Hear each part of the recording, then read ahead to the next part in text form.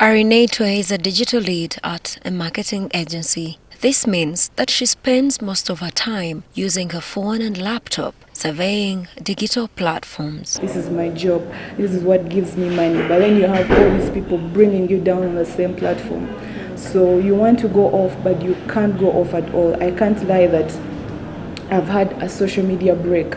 Arinetwa has been using social media for over 10 years. But she says that of all the social media apps she has used, Twitter has been the most challenging. You're in your space and you're posting things that make you happy, and then someone out there feels like that's an opportunity or a chance for them to bring you down.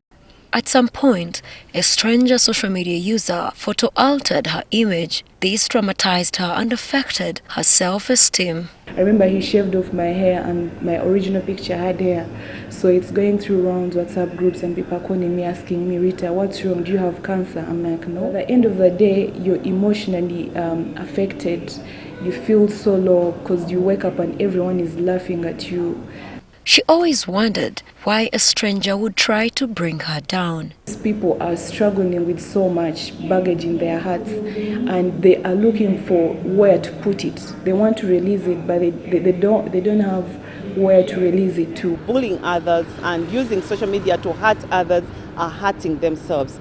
And some people who are hurting find their comfort in hurting another person. They find their joy in doing so. So sometimes if these people come for help, sometimes you realize that either they were also, they did bad things to them when they were young people, or they did the same things to them.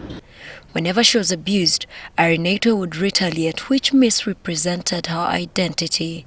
You'd never get away with it, yeah? If you comment and say, Rita, this, I'll come and say this, yeah? You give a negative thing, I bring a sour negative one.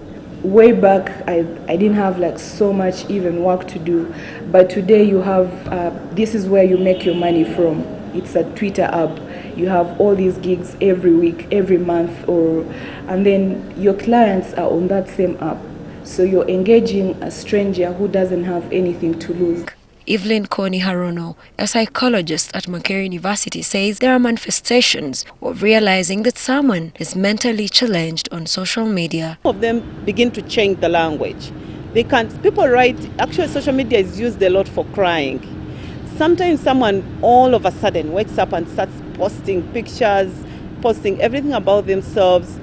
If you're a friend to this person, it's time to begin finding out.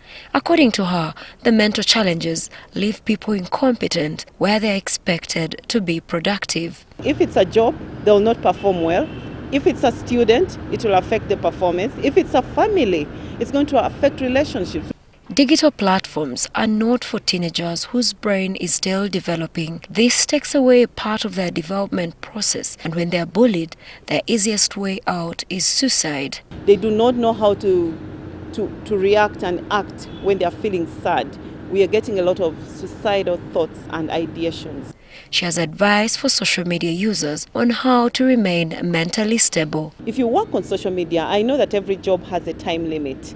Yeah, there's a time for working, then there's a time to relax. And even if your work is to sit and answer messages and reply emails, it's good to take a break in between your work. According to Harono, it is important for people who intend to join social media to have their self-esteem high to be able to handle bullies on these platforms. Olivia Kumgisha, NTV News.